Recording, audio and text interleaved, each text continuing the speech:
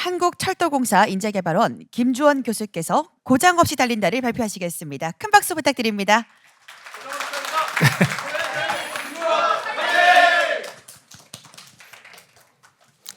예, 안녕하십니까. 반갑습니다. 이번 시간에는 고장 없이 달린다 상태 기반 유지보수 기술에 대해서 학습해 보도록 하겠습니다. 시작에 앞서 교육생 여러분들을 환영하는 마음으로 제가 노래를 한 곡 준비해 왔는데요. 이번 시간 학습할 내용과도 관계가 있으니 같이 한번 들어보시죠.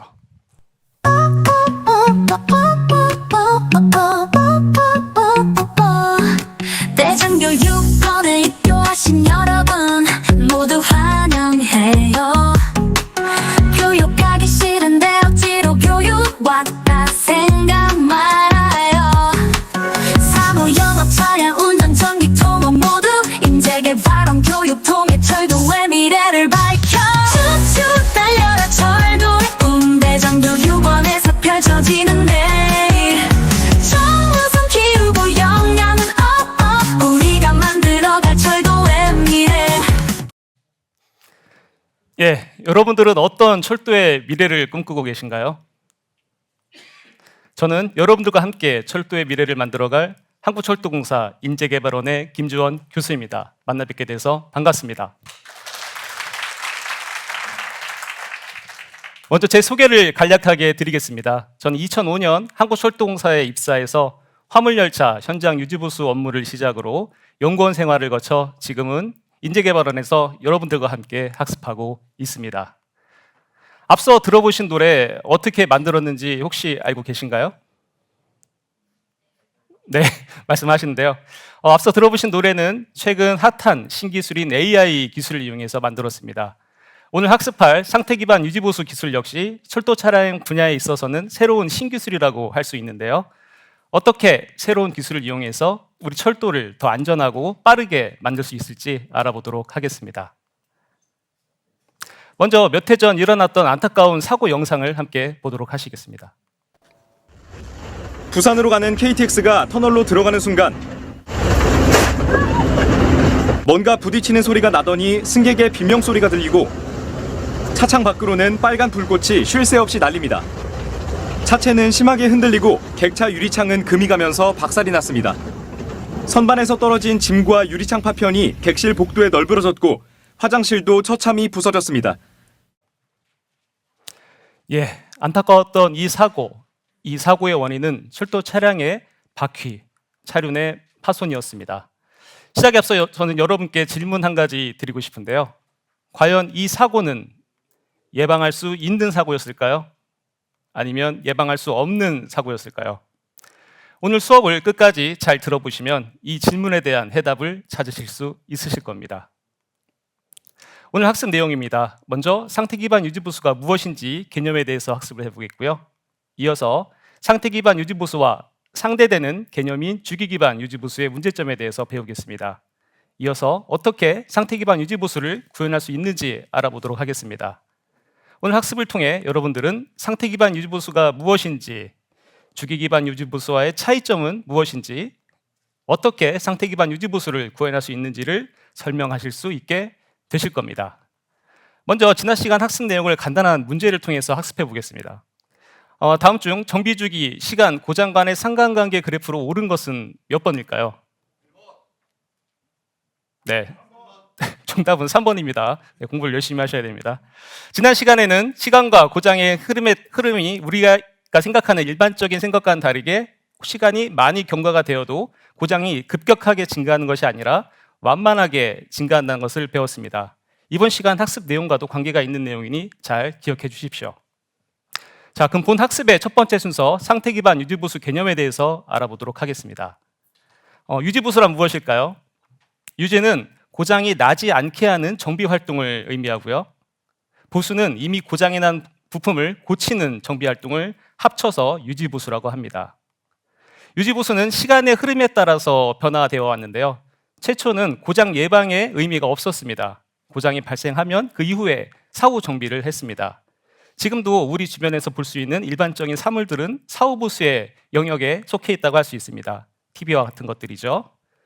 하지만 안전과 관련된 물품들은 고장이 발생했을 경우에 굉장히 큰 피해를 초래할 수 있습니다. 그래서 고장을 예방하기 위해서 정해진 시간, 주기마다 유지보수를 하는 주기 기반 유지보수 방법이 개발되었습니다. 하지만 이 방법도 매번 확인해야 되는 귀찮음이 발생하죠. 이러한 문제를 해결하기 위해 상태를 확인해서 필요할 때만 유지보수하는 상태 기반 유지보수 방법이 개발되었습니다. 우리 주변에서는 자동차의 타이어 압력 센서가 그 한 예라고 할 수 있겠습니다. 그럼 철도 차량에는 어떻게 적용되었을까요? 주기 기반 유지보수는 1950년대부터 현재까지 사용되고 있는 방식으로 정비 기준은 운행 주기입니다. 주행 거리 또는 운행 일자를 기준으로 정비를 하고 있죠. 모든 차량이 동일한 정비 주기를 사용하기 때문에 정비 구현 난이도가 비교적 낮은 장점이 있습니다. 이에 반해 상태 기반 유지보수는 작년부터 시범적으로 적용되고 있는 유지보수 기술로서 정비 기준이 고장 확률입니다. 주기에 비해서 고장 확률은 알아내는 것이 훨씬 어렵겠죠. 그렇다 보니까 구현 난이도가 주기 기반 유지보수에 비해 높은 문제가 있습니다. 이렇게 주기 기반 유지보수가 가진 장점이 있는데도 불구하고 왜 상태 기반 유지보수 기술이 개발되었을까요? 그건 바로 주기 기반 유지보수에 문제점이 있기 때문입니다. 이번부터는 주기 기반 유지보수의 문제점 3가지를 설명드리도록 하겠습니다. 첫 번째 문제점은 차량의 개별 특성을 반영할 수 없다는 점입니다. 우리가 같은 사람이지만 각자 다른 성격과 개성을 가지고 있듯이 동일한 철도 차량도 각기 다른 편차를 가지고 있습니다. 대표적으로 정비 편차와 운행 환경 편차를 들 수 있는데요. 정비 편차를 좀 더 자세히 살펴보겠습니다. 첫 번째, 부품의 품질 편차입니다. 우리가 아무리 정밀하게 부품을 가공해도 약간의 오차, 공차는 생길 수밖에 없겠죠. 그리고 동일한 부품이라도 항상 동일한 제작사에서 납품을 받을 수가 없습니다. 이러한 이유로 부품의 품질 편차가 항상 있을 수밖에 없고요. 두 번째는 작업 숙련도입니다. 모든 작업자가 동일한 작업 퍼포먼스, 작업 스킬을 갖고 있는 것이 아니죠. 다음은 작업 환경입니다. 모든 작업자가 동일한 공구, 동일한 설비, 동일한 장비를 갖고 있는 것이 아닙니다. 이렇게 정비 과정 중에 일어날 수 있는 편차를 정비 편차라고 하고요. 다음은 운행 환경 편차입니다. 운행 환경 편차는 첫 번째, 날씨. 모든 차량이 같은 기후 조건에서 운행하는 것이 아닙니다. 두 번째로 차량의 중량. 어떤 차는 매진이 돼서 무겁게 다니는 차량이 있고 자리가 많이 비어 있다면 그 차량의 중량은 가벼울 것입니다. 이어서 운행 노선. 어떤 차량은 쭉 뻗은 직선 선로 위주로 다니는 차량이 있는가 하면 꼬불꼬불 곡선 위주로 다니는 차량이 있습니다. 이와 같은 정비 편차와 운행 환경 편차는 각 차량의 성능 편차, 내구도 편차의 원인이 됩니다. 이 내구도 편차는 가장 큰 문제 중에 하나인 각 차량 간의 고장 확률 편차로 나타나게 됩니다. 이 고장 확률 편차는 두 번째 문제점, 고장 발생 위험성을 초래하는 중요한 인자입니다.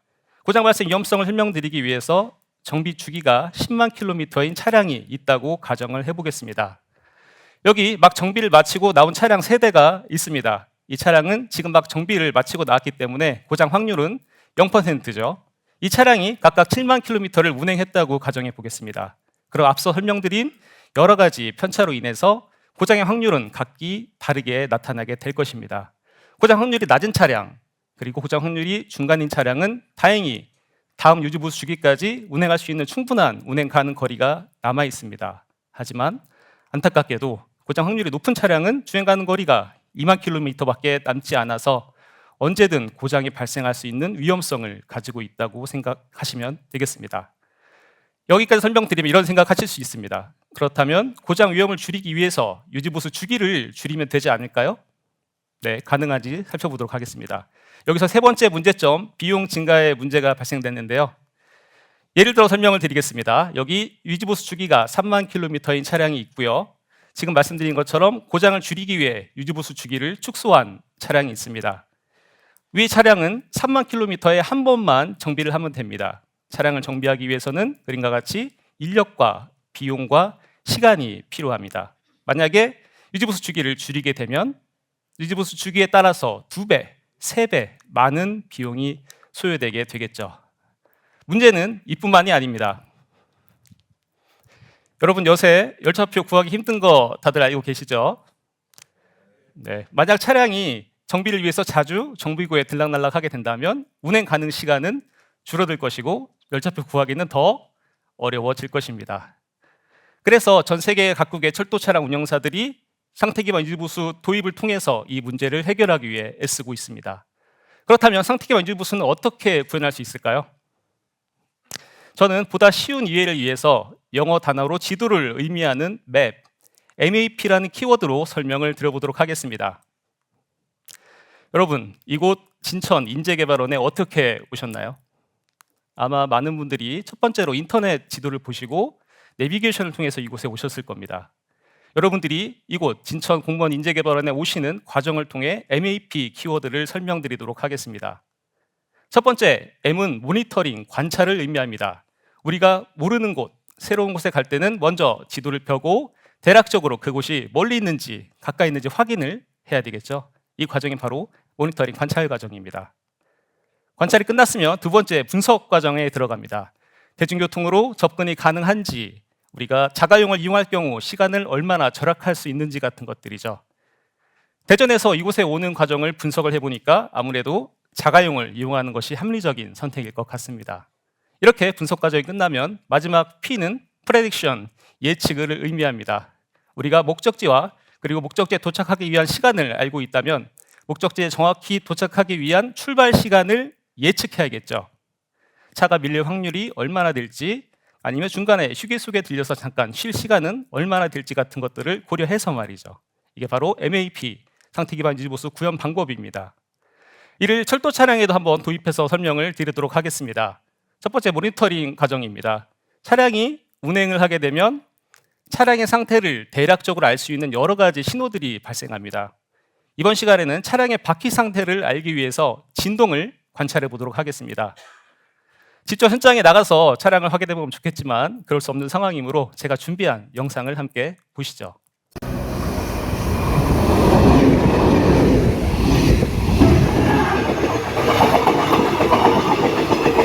이렇게 차량이 운행을 하게 되면 선로와 바퀴와의 접촉 외에 규칙적인 진동이 발생한다는 것을 알 수 있습니다.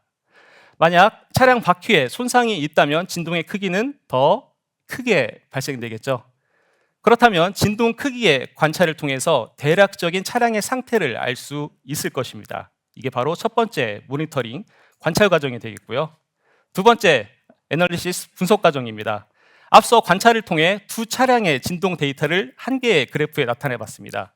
보시다시피 A 차량의 진동 크기가 다소 큰 것을 확인할 수가 있는데요.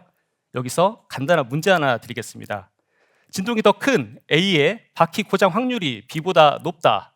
맞을까요? 틀릴까요?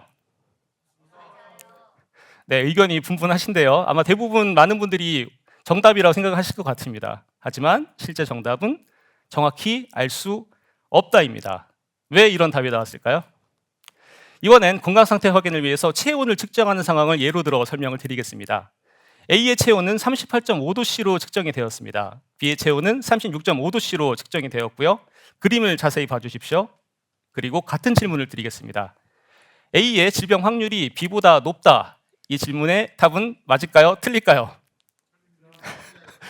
네, 이것도 확실히 정확히 알 수 없죠. 네, 정확히 알 수 없습니다. 답은. 네, 그 이유는 동일한 건강 상태를 가지고 있음에도 불구하고 측정 당시에 운동 직후에 체온을 측정했을 수도 있고요. 아니면 주변의 환경 온도가 높아서 체온이 높게 측정될 수도 있습니다. 분석 단계는 이와 같이 철도 차량의 바퀴의 결함에 의한 진동 외에도 진동에 영향을 주는 여러 가지 환경 요소들, 차량의 중량, 속도, 선로 상태 같은 것들을 종합적으로 고려하여 실제 차량의 상태를 평가하는 과정이 바로 두 번째 A, 애널리시스 분석 과정입니다. 다음은 프레딕션, 예측 과정인데요. 이번에도 여러분들의 쉬운 이해를 돕기 위해 건강검진 사례를 예로 들어보겠습니다. 어떤 사람이 건강관리를 위해서 혈중 콜레스테롤 수치를 매년 측정하고 관리하고 있습니다. 결과를 보니 매년 증가하는 것을 확인할 수가 있는데요. 이 분석값에 약간의 통계적 기술을 더하면 다음과 같이 추세선을 그릴 수가 있습니다. 이 사람은 내년에 경구 수준으로 콜레스테롤 수치가 올라갈 것으로 예측이 됩니다. 그럼 어떻게 해야 될까요? 당연히 먹는 것을 좀 조정을 하고 치료를 시작해야겠죠. 같은 방법을 철도 차량에도 적용할 수가 있습니다. 앞서 말씀드린 여러 가지 편차에 의해서 고장 진행 속도가 다른 두 대의 차량이 있다고 생각해 보겠습니다. 이 차량의 상태 분석 값은 다음과 같고 추세는 다음과 같습니다. A 차량 같은 경우에는 다음 달에 바로 경고 수준으로 추세가 진입할 것을 예측할 수 있습니다. 그렇다면 어떻게 해야 될까요? 바로 운행을 중단하고 정비를 받음으로써 고장을 예방할 수 있습니다. 반면에 B 차량의 경우에는 추세가 안정적인 것을 확인할 수가 있죠. 그럼 어떻게 하면 될까요? 굳이 정비를 할 필요 없이 계속 추세를 관찰하면서 운행을 하면 됩니다. 그럼 유지보수 주기가 길어지므로 비용을 절감할 수 있겠죠. 이와 같이 마지막 프레딕션 예측 과정은 앞서 분석한 결과 추세 분석값을 바탕으로 최적의 유지보수 시기를 예측하는 것을 의미합니다. 네, 지금까지 상태 기반 유지보수 기술에 대해서 배우셨는데요. 간단하게 이번 시간 배운 내용을 정리해 보도록 하겠습니다. 첫 번째, 상태 기반 유지보수 개념을 주기 기반 유지보수와 상태 기반 유지보수와의 차이점을 통해 배웠습니다. 핵심은 고정된 주기와 유연한 주기였죠. 두 번째, 주기 기반 유지보수 문제점 세 가지를 배웠습니다. 차량별로 각기 다른 개별 특성을 반영할 수 없다는 점, 그리고 이로 인해 언제나 고장 발생 위험성을 가지고 있다는 점, 그리고 주기를 조정해서 위험성을 줄이게 되면 비용 증가 또는 수익 감소에 문제가 있다는 점이었습니다. 그리고 상태 기반 유지보수 구현 방법을 MAP라는 키워드를 통해 배워보았죠.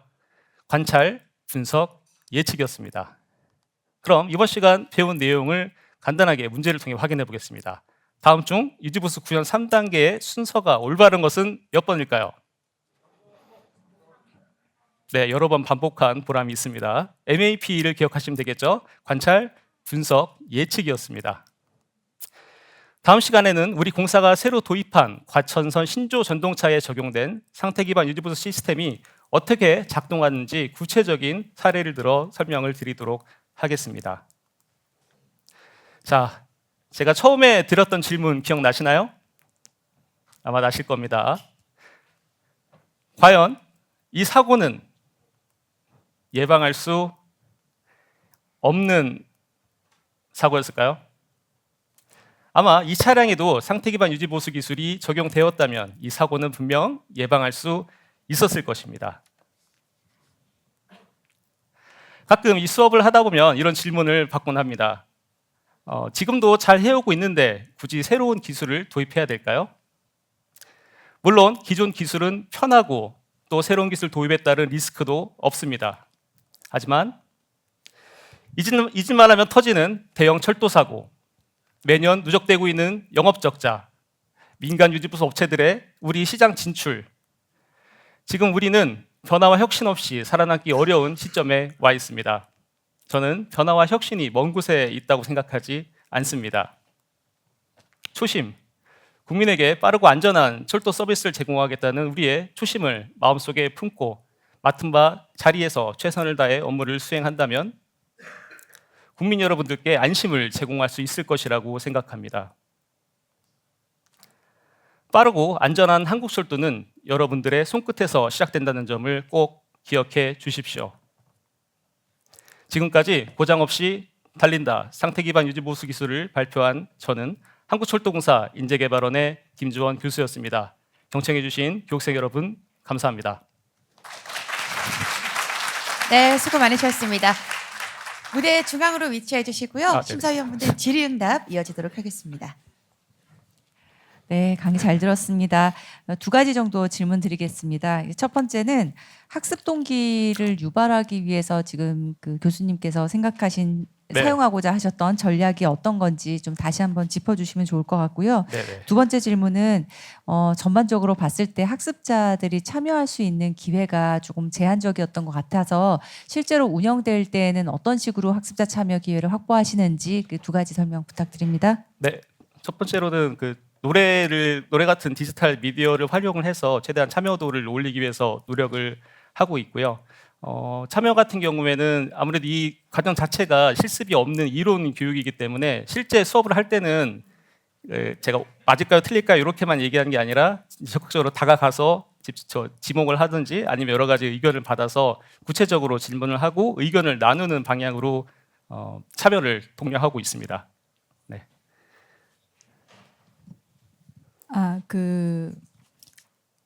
강의 내용 중에 학습에 대한 게이미피케이션을 네네. 활용한다고 했는데 네네.